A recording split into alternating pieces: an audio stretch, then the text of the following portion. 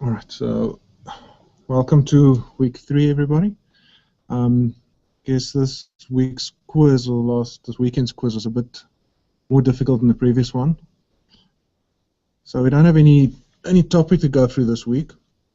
So we're just going to go through the questions and then also just look at one of the demos I didn't do last week around the singleton. I was not going to present like this again. All right, so we're just going to look at the bottom 6 or the bottom 30%, but I see after yesterday, so 2 more people wrote, so some of the averages went down, so there's actually 8 questions. So we're looking at the bottom 8 questions, just doing the single demo from last week, and then just looking at any questions about the assignment or any of the reading or you've done so far from the previous weeks or for the coming week. All right, so I say so the average for this week's quiz was only 66.92%, so 5% down from last week, and also a failing average. And the questions, there wasn't a lot of code questions. A lot of the questions was just around the sort of understanding of the stuff, and there were some tricky ones. So we'll go through that and just sort of see where I think you guys might have stumbled. So the 2 bottom questions, question 20 and question 8, only had an average of 30%. So out of 13 people, only 4 people had that correct. So first question is question 20.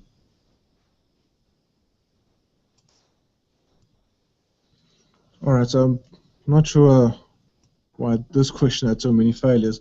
So just what must be in an EJB jar? Now from version 3.1, or from version 3 of the EJB beans, when we started being able to use POJOs instead of having to have all the different classes and inheritance and stuff, you could also use the configuration, the deployment descriptor to just the EJB jar file itself, which is just that bottom one. Just hold on. Hey, John.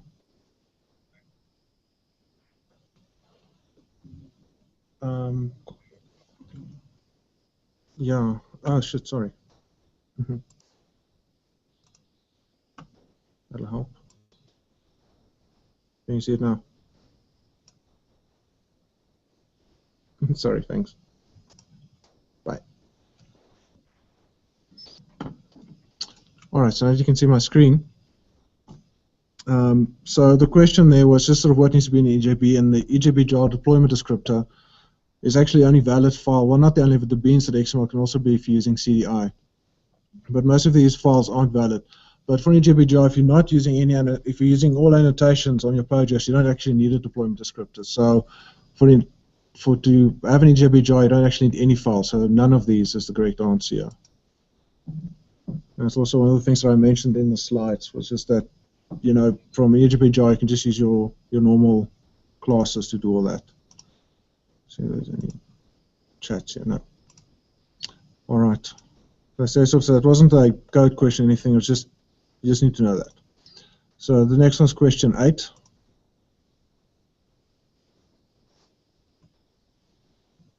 And I have to say this one also caught me. It's if you've got a bean and you actually want to change it from a stateless to a singleton bean, what are you allowed to do? Now, the correct answer is that you have to modify the code, although last week I showed a demo where I didn't have to do that. And that seems to be something that some of the containers actually allow, but it's not actually allowed. So if we go and look at the EJB 3.1 spec, let's zoom in here. And this one is specifically around the deployment, part of the spec is specifically around the deployment and the bean developers responsibilities around there. And enterprise beans, in this last bit, they sort of say if the beans type has been specified by means of the stateless, whatever the annotation is, its type cannot be overridden by means of the deployment descriptor. So the spec says that, but the containers don't necessarily obey that. So I played around with that a bit yesterday just to check myself. And what I found is that something like Glassfish allows it, but so Tommy actually does the correct thing. So what I've set up here is just an enterprise application with a single bean, and in that bin. It's already set up as a singleton, and then in the configuration file, and the EDB jar, it's all set up as a singleton. So if I run this, it should be a singleton. And on the servlet for the specific one, what I've done is just to get it to sort of test if it actually is a singleton or a stateful or stateless session bin is to use the concurrency management on it. So I've got two threads firing off. And what those threads do, they just go and hit one of the functions on the beam. So it's going to start these two threads, and on those threads I've got a concurrency management, which is for the container.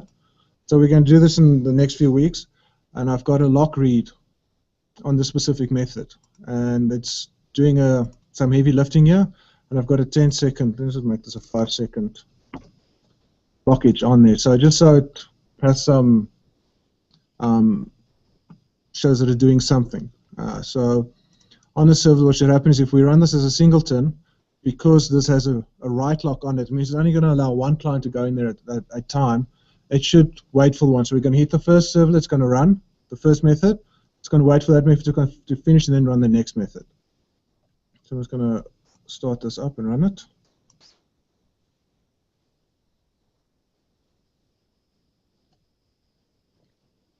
I was waiting for Glassfish to start up. Zoom in here.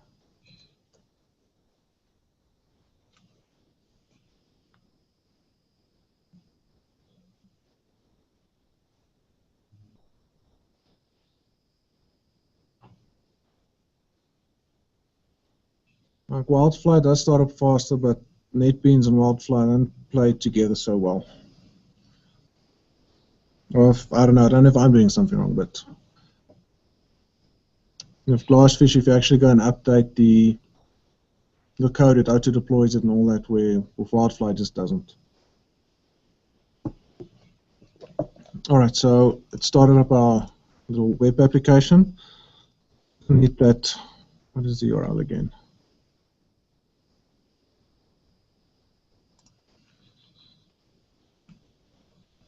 My servlet 1. Okay. So it's my servlet 1. So because it is a singleton, they are the same. And just to say it's done. So if we go and look at the Glassfish log here, you can see that it fired the first bean. First bean took 5 seconds to complete, the next bean took 10 seconds. So you can see they're not doing it concurrently. The one client is waiting, the one call to the bean is waiting for the other bean to finish. So if I now go and change this to a stateful bean, or even a stateless bean, it should fire these things concurrently. So the container will take care of the fact that we're doing 2 calls to the same client. It'll create 2 separate proxies for us. So I'm just going to update this to a stateful bean. So that's been deployed. Where's my output? So now go and refresh this. You can see that they're not the same now because they're stateful beans. So I've just changed the deployment descriptor. It has been redeployed though. Where's my output window?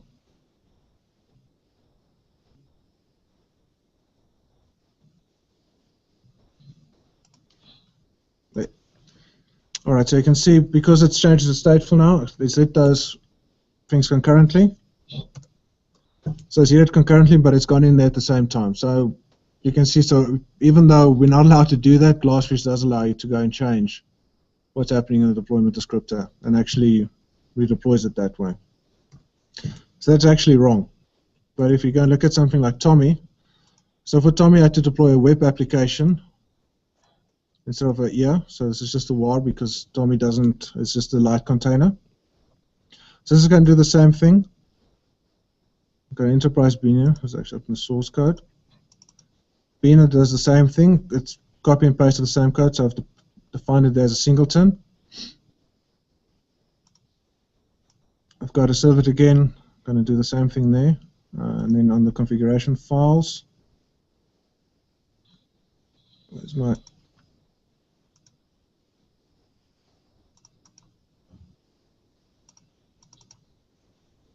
are you? There. All right, so on here, just to find it as a singleton as well. So if I've got the code here, so I should do the same thing. I just want to stop the Glassfish server because they're running on the same port. So both running on port 8080. So I just want to stop the Glassfish server. All right, so if I go and start up web application here,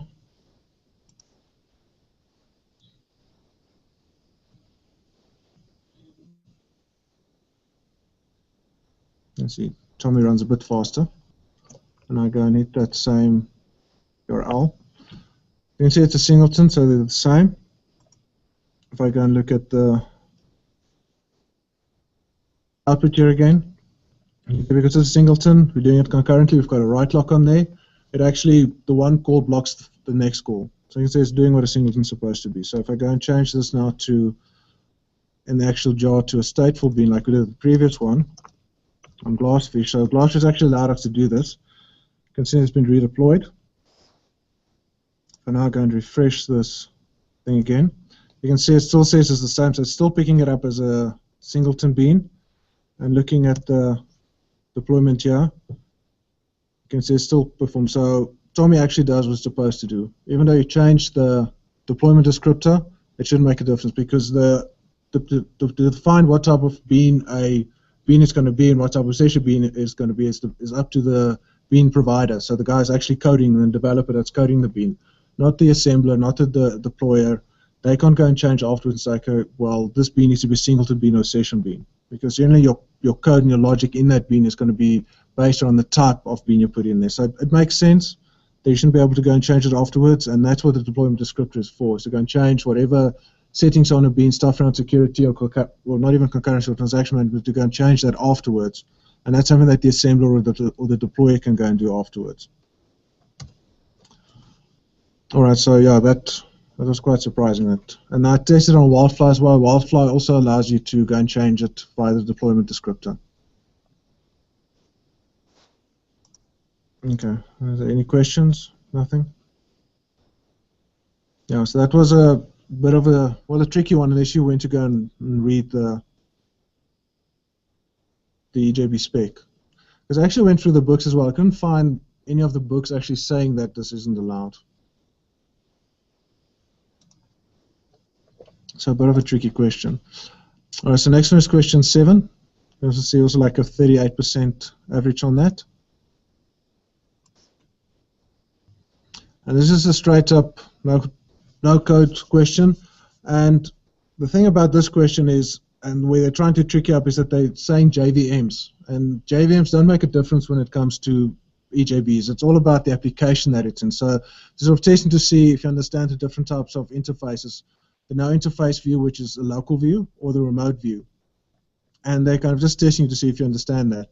So JVMs don't make a difference. It's all about the application. So if they said they were running in different applications on the same application, that'll be different from the actual JVMs. And because only 2 of these can be valid, the fact that they're not saying they're running in the same applications, you can't assume they're going to be in the same application. So that's why the only ones that are valid will be the remote views. Because that doesn't matter where they are deployed or how they are deployed, same JVMs, different JVMs, shouldn't matter because we don't know about the applications themselves. So that's the tricky bit here, is that they're still saying JVMs instead of applications.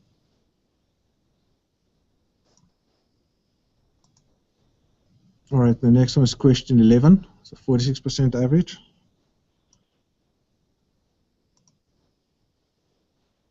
All right, so this is stuff around the passivation of the beans. It's just when you're allowed to do it or not.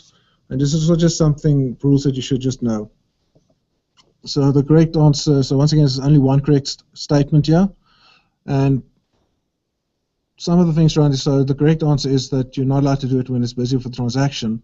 But there's things to look out for here is the fact that they're talking about passivation, and that first option, they're talking about a session bean.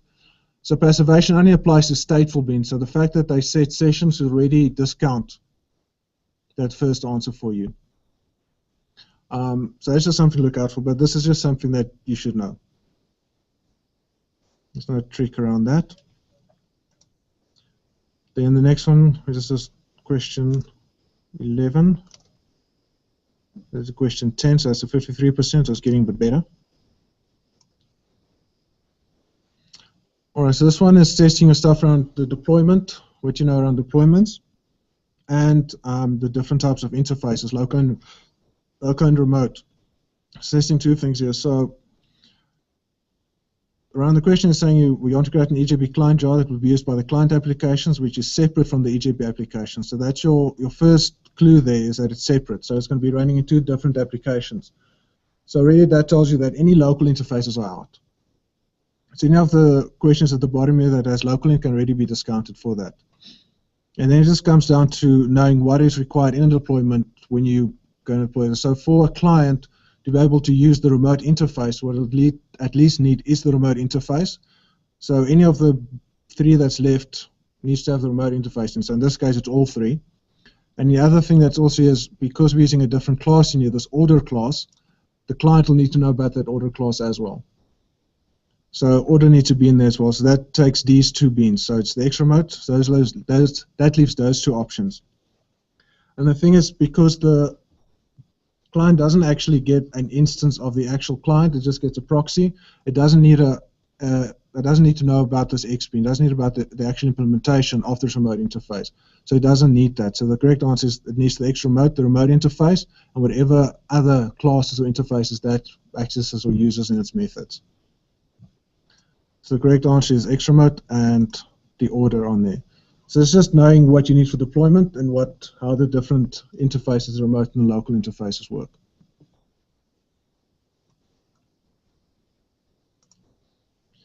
Then question 14, a bit better. So that's why we've got more than 6, we've got 8. So there's 3 questions that had a 61% average on there. So next one's question 14.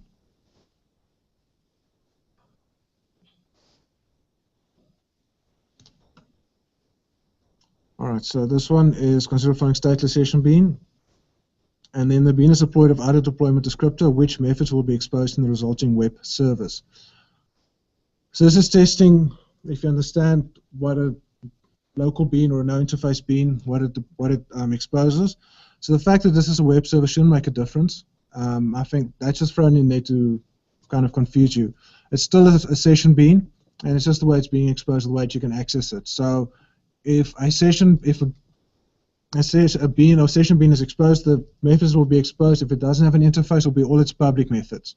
All its public, non-final, non-static methods are the ones that will be exposed. So it'll be these two. So it's a public double get rate and public get balance. So that's all they're testing there.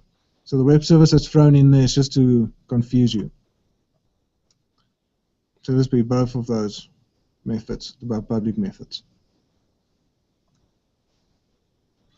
So in the exam, that's the type of thing that you just need to look out for. Sort of they might test one thing and they'll throw another thing in there just to confuse you. So although it's not as tricky from a code point of view like the programmers or the associate exam, it's still tricky and they're still going to try and trick you up. So next one is question 2.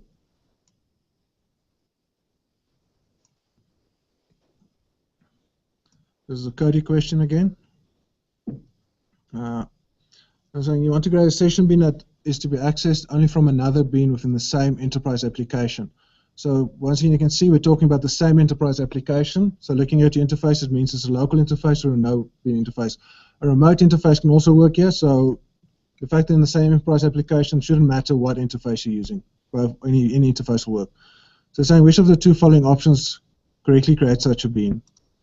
So if you look at the code, you can see there's a lot of local interfaces defined in local interfaces. All of these have got something, either local interface or no interface. So the fact that we only need to pick 2 here and all of them look correct sort of tells you there's something different they're trying to test here. They were just testing the interfaces, they would have done something a bit different. So they need to look and see, are the beans that they're defining actually valid? So if we look at the first one, it's got a local interface and it's implementing that local one. So the first one looks fine, everything is public. The bean doesn't define a constructor, so we'll have a default constructor. We're going to look at the next one, defines interface, defines that one as local. So everything looks fine, yeah? In fact, all of these look fine. So if you go and look at the ones here, so the bottom one is incorrect. Reason for that being that they've defined a constructor here, and the constructor takes a parameter. So that's invalid. If I'm using a plain old Java object as a EJB, it's not allowed to have a constructor as a parameter. It has to have a parameterless constructor as well. And this top one, because the bean isn't public. So the top one is actually wrong as well. It's not a public bean. So that's also why this, even though everything is defined correctly, the fact that this top X local bean isn't public, it's not allowed, it's not actually going to work, it's not going to be exposed. The other thing is, so that's also one of those where it looks like it might be something around the local interface something, but it's actually testing if you understand how to define a bean and what's required for a class to be a valid EJB.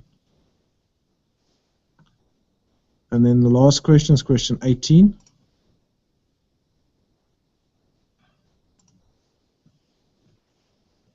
So which of the following are correct regarding a session bean? So you can only pick one there. So what are they trying to test here? If it provides a local as well as remote container, must ensure that both have the same methods. So this is sort of testing just your general knowledge around session beans. So the first one, if it provides local as well as remote view, both ensure the container must ensure that both have the same method. So for the local and remote interface of the same methods doesn't make sense. Because if you think about it, remote interface you'll have more granular or less granular more granular methods than the local interface, so they should be different. Otherwise, why are you providing them? So the first one can't be right. Then a stateful session bean instance should be prepared to handle multiple client requests simultaneously. That shouldn't matter. Like one of the things that they say is when it comes to the session beans is that the container will ensure that only a single thread hits that, so there should only be one client hitting it. And if it's from a stateful point of view, each client will have its own instance of a proxy to that stateful bean or an instance of that bean.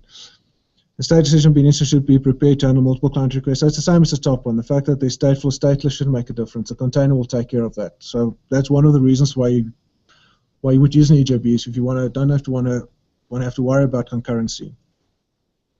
Then a container may serialize multiple simultaneous client requests to a single stated session bean instance. So that's fine. That's exactly what it is. So it's kind of the opposite of the top ones. That's what the container takes care of. So it should be that bottom second last one. It's the one that should be the great one. So this is just testing if you understand what the container, how session beans and all that works.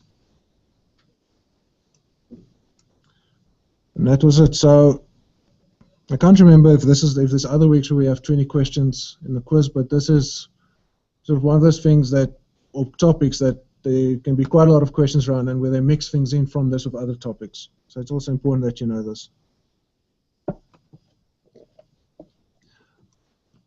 So if there's any questions that you feel you didn't understand completely, either go and read up about it again, play around with it.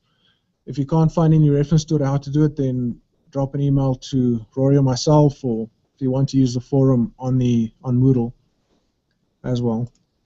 Are there any questions from anybody around the quiz? Nothing? All right. Okay. I was going to jump into the singleton demo I wanted to do last week, but we ran out of time. All right, so for this if you haven't done your assignment yet, I think only, when I looked last night, only one person has actually submitted the tough file. So if you haven't done it yet, this should help you as well. So I'm going to create a dynamic web project. So what you can do is just do a singleton bean and then have two different servlets hitting it and then updating it and getting information from it at the same time. So I'm just going to say dynamic web and deploy it to Apache Tommy.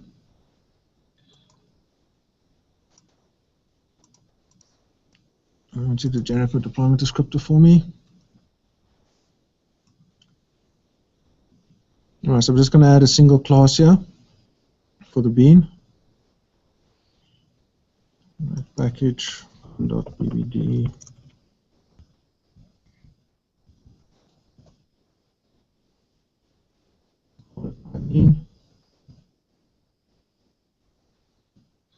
That's it. This is going to be a singleton bean.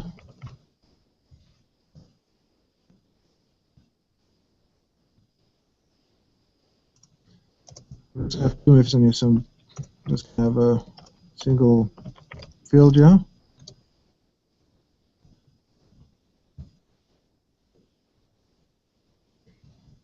Because I'm not defining an interface or local interface, is going to be a local bean. So all the public methods will automatically be exposed. Public void set name.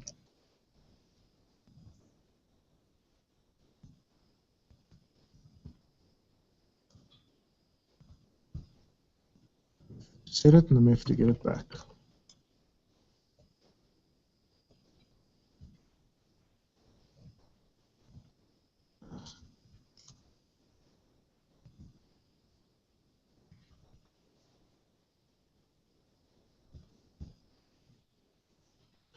Okay, so that's it. Also, because you can define something as a add local bean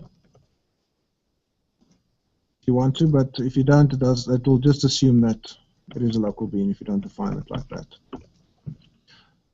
And then I'm just going to add two servlets here.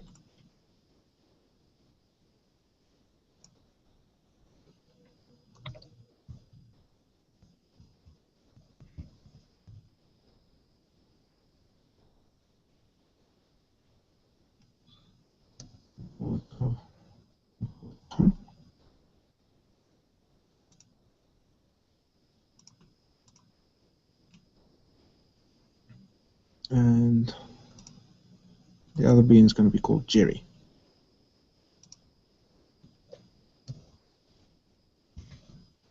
Correctly.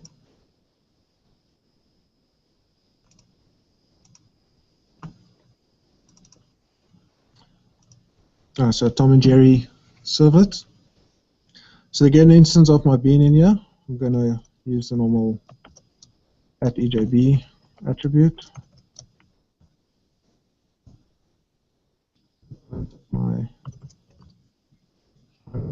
bean.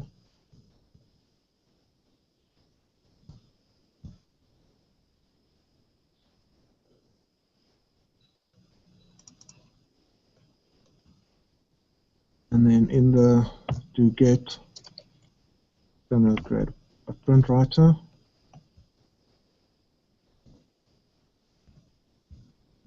Right from the response.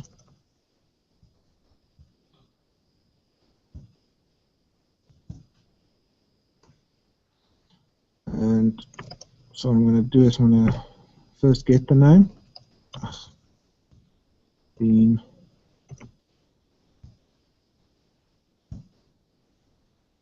Print that out. Print line.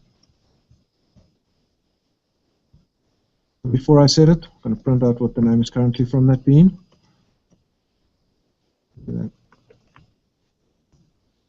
And then in between, I'm just going to set the name. So bean dot set name.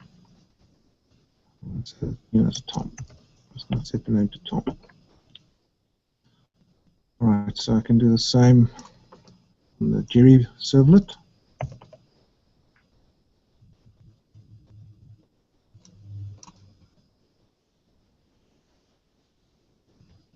Except this one's going to say its name is Jerry.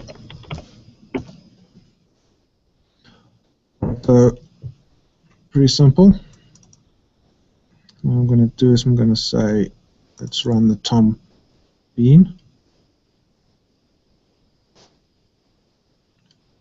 Now, push the Tommy.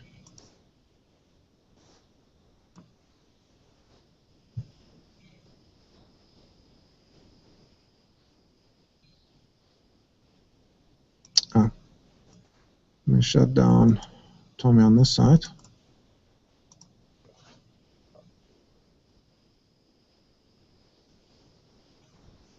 Let's try that again.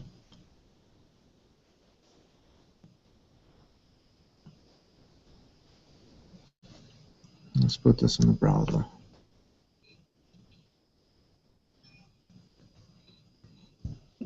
As you can see, so if you hit that Tom servlet, It gets the name Tom, and we get the name back as Tom. So if I go into the Jerry servlet,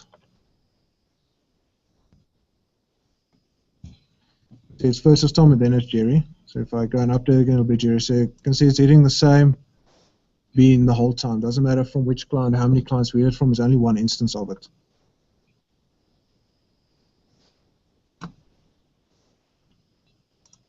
And that's it. It's easy as that.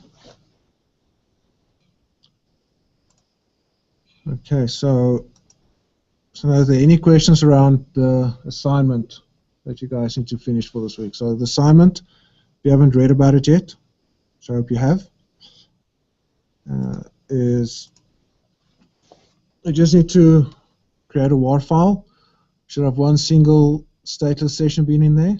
The method, it says hello and it says hello world, and you need to have a client for it as well. So it can either be a servlet or a REST service. So you need to inject the EJB, do the call, and display it to the user. And it can be deployable to Glassfish or Tommy. Maven, if you can, try and do this as a Maven project. If you haven't used Maven before, maybe see this as an opportunity to learn some of it. It'll make it a bit easier. Otherwise, you can stick to the Eclipse or the NetBeans project as well. Let's see if there's anybody's got any questions around the assignment, anything they don't understand or anything they're struggling with. Nothing? All right, well, you can always email Rory or myself if you have any issues.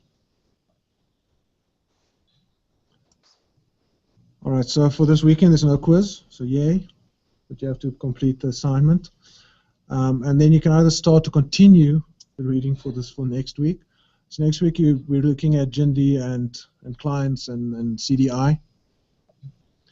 It's also one of those topics in the exam which has got a bit of a learning bit to it, especially around the GIND stuff, understanding what scope and so on the different environment variables and beans and stuff fall in when you're trying to get them out.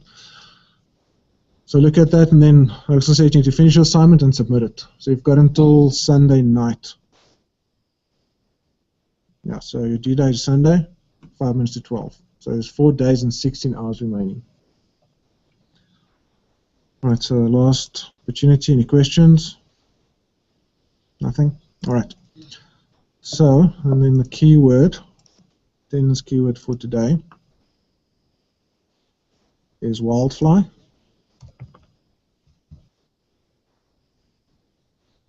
That's attendance keyword for today, so let's add that in.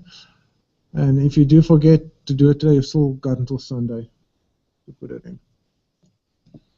All right, if there's nothing else, last chance for a question, anybody? Nothing? All right, then I'm going to say enjoy your off weekend, but please do your reading. Try and get ahead of the ball or ahead of the curve. And then I'll see you guys next week. Cheers.